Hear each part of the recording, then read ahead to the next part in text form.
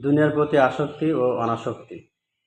হযরত হাসান ইবনে আলী রাদিয়াল্লাহু তাআলা হতে বর্ণিত, রাসূল পাক সাল্লাল্লাহু আলাইহি ওয়াসাল্লাম বলেছেন, দুনিয়ার প্রতি আসক্তি দুশ্চিন্তা ও দুর্ভাবনা বৃদ্ধি করে, আর দুনিয়ার প্রতি অনাসক্তি শরীর ও মনকে প্রশান্ত করে।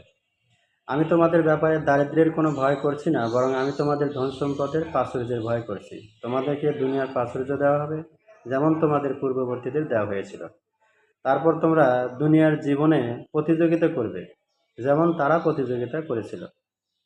ফলে তা তোমাদেরকে ধ্বংস করবে, যেমন তাদেরকে ধ্বংস করেছিল। বুখারী, মুসলিম, তিরমিজি, ইবনে মাজাহ, মুসনাদ আহমদ। অন্য এক হাদিসে রাসূল পাক সাল্লাল্লাহু আলাইহি ওয়াসাল্লাম বলেছেন, নিষ্কলুষতা, দৃঢ় বিশ্বাস ও দুনিয়ার প্রতি অনাসক্তির মাধ্যমে এই উম্মতের প্রথমাংশকে সংশোধন করা হয়েছিল, আর কৃপণতা ও দীর্ঘ আশা-আকাঙ্ক্ষার মাধ্যমে এই উম্মতকে শেষাংশে ধ্বংস করা হবে। আল্লাহ তাআলা আমাদেরকে হেফাজত করেন।